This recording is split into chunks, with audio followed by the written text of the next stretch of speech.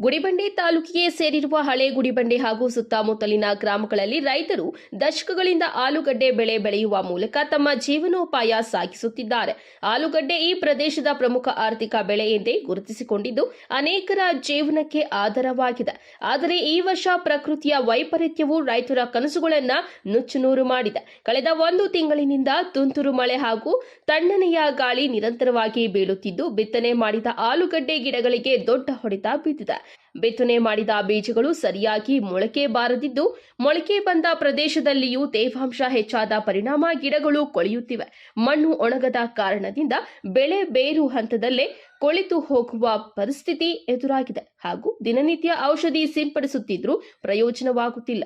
ಪ್ರತಿದಿನ ಬೆಳೆ ಹಾಳಾಗುತ್ತಿರುವುದನ್ನು ಕಣ್ಣಾರೆ ನೋಡುತ್ತಿದ್ದೇವೆ. ಈಗ ಸರ್ಕಾರವೇ ನಮ್ಮ ದಾರಿ ತೋರಿಸಬೇಕು. ನಷ್ಟ ಪರಿಹಾರ ನೀಡದಿದ್ರೆ ನಾವು ಬದುಕುವುದು ಕಷ್ಟಕರ ಆಗಿದೆ. ಈ ಕುರಿತು ಹಿರಿಯ ಸಹಾಯಕ ತೋಟಗಾರಿಕೆ ನಿರ್ದೇಶಕರು ದಿವಾಕರ್ ಎನ್ ಅವರು ಮಾತನಾಡಿ, ಗುಡಿಬಂಡೆ ತಾಲೂಕಿನ ಅನೇಕ ರೈತರು ಆಲೂಗಡ್ಡೆ ಬೆಳೆದಿದ್ದಾರೆ. ಆದರೆ ಕಳೆದ ಒಂದು ತಿಂಗಳಿನಿಂದ ಸುರಿಯುತ್ತಿರುವ ತುಂತುರು ಮಳೆಯಿಂದಾಗಿ ಮೊಳಕೆ ಹಂತದಲ್ಲಿಯೇ ಗಿಡಗಳು ಕೊಳೆಯುತ್ತಿವೆ. ರೈತರಿಗೆ ನಿಜವಾದ ನಷ್ಟವಾಗಿದೆ. ನಮ್ಮ ಸಿಬ್ಬಂದಿ ಈಗಾಗಲೇ ಗ್ರಾಮ ಮಟ್ಟದಲ್ಲಿ ಸ್ಥಳ ಪರಿಶೀಲನೆ ನಡೆಸಿದ್ದಾರೆ. ಇದರ ಬಗ್ಗೆ ಮೇಲಧಿಕಾರಿಗಳಿಗೆ ವರದಿ ಸಲ್ಲಿಸಲಾಗುತ್ತಿದೆ. ಸರ್ಕಾರದಿಂದ ಬರುವ ಪರಿಹಾರವನ್ನು ರೈತರಿಗೆ ತಲುಪಿಸುವ ಕಾರ್ಯ ಖಚಿತವಾಗಿ ನಡೆಯಲಿದೆ ಎಂದು ಭರವಸೆ ನೀಡಿದ್ದಾರೆ. ವರದಿ ಸತೀಶ್ ಬಾಬು ಎ, ನಂದಿ ಟಿವಿ, ಗುಡಿಬಂಡೆ.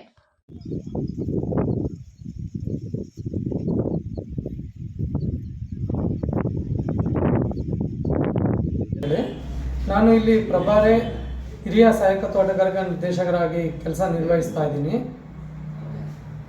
ಗುಡಿಬಂಡೆ ತಾಲೂಕಿನಲ್ಲಿ ಈಗಾಗಲೇ ರೈತರು 25ರಿಂದ 30 ಹೆಕ್ಟೇರ್ ಆಲೂಗಡ್ಡೆಯನ್ನು ಬಿತ್ತನೆ ಮಾಡಿರುತ್ತಾರೆ.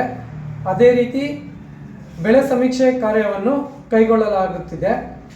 ಈಗಾಗಲೇ ತುಂತುರು ಮಳೆ ಬೀಳುತ್ತಿರುವುದರಿಂದ ಮೊಳಕೆ ಹಂತದಲ್ಲಿರುವ ಆಲೂಗಡ್ಡೆಯು ಕೊಳೆಯುವ ಚಾನ್ಸ್ ಇರುವುದರಿಂದ ನಮ್ಮ ಸಿಬ್ಬಂದಿ ವರ್ಗದವರೊಂದಿಗೆ ಸ್ಥಳ ಪರಿಶೀಲಿಸಿ ಮೇಲಾಧಿಕಾರಿಗಳಿಗೆ ನಷ್ಟದ ಅಂದಾಜು ವರದಿಯನ್ನು ಸಲ್ಲಿಸ್ತೀವಿ. ಅದೇ ರೀತಿ ಸರ್ಕಾರದಿಂದ ಸಿಗುವ ಪರಿಹಾರವನ್ನು ಬೆಳೆ ಸಮೀಕ್ಷೆ ಆಧಾರದ ಮೇಲೆ ನಮ್ಮ ತಾಲೂಕಿನ ರೈತರಿಗೆ ಕೊಡಿಸ್ತೀವಿ.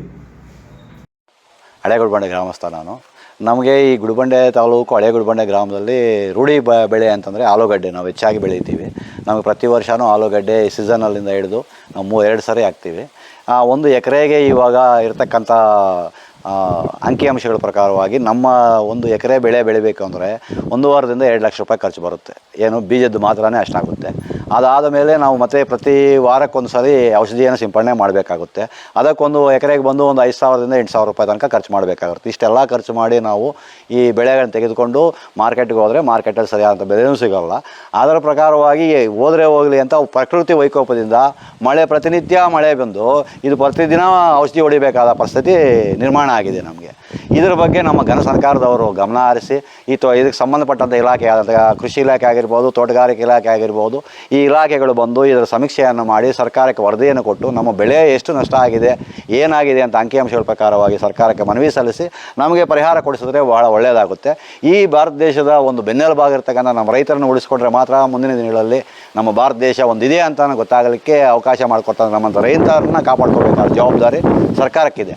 ಆ ಸರ್ಕಾರ ಇದರ ಬಗ್ಗೆ ಗಮನ ಹರಿಸಿ ನಾವು ಏನಾದರೂ ಸರ್ಕಾರದಿಂದ ಸವಲತ್ತು ಬರೋ ಹಾಗಿದ್ದು ಕೊಡಿಸ್ಬೇಕಂತ ನಾವು ಎಲ್ಲ ಅಧಿಕಾರಿಗಳಿಂದ ಹಿಡಿದು ನಮ್ಮ ಮಾನ್ಯ ಕೃಷಿ ಸಚಿವರಿಗೂ ಸಹ ಈ ಮನವಿಯನ್ನು ಸಲ್ಲಿಸ್ತಾ ಇದ್ದೀವಿ. ಪತ್ರಿಕಾ ಮಾಧ್ಯಮದ ಮುಖಾಂತರವಾಗಿ ತಮಗೆ ಮನವಿಯನ್ನು ಮಾಡ್ತಾ ಇದ್ದೀವಿ. ಯಾಕಂದರೆ ಇಷ್ಟೆಲ್ಲ ಕಷ್ಟಪಟ್ಟು ಪ್ರತಿದಿನ ನಾವು ಔಷಧಿ ಹೊಡೆದು ಬೆಳೆ ತಗೊಂಡ್ರೂ ಕೂಡ ರೇಟ್ ಸಿಗೋಲ್ಲ. ಮಾರ್ಕೆಟಿಂಗ್ ಪ್ರಾಬ್ಲಮ್ ಇದೆ. ಮಾರ್ಕೆಟ್ ಬಗ್ಗೆ ಗಮನ ಹರಿಸಿ ಅದರಲ್ಲಿರ್ತಕ್ಕಂಥ ನ್ಯೂನತೆಗಳನ್ನು ಹೋಗಲಾಡಿಸಿ ನಮಗೆ ನ್ಯಾಯ ಕೊಡಿಸಬೇಕಾದಂಥ ಜವಾಬ್ದಾರಿ ಸರ್ಕಾರಕ್ಕಿದೆ.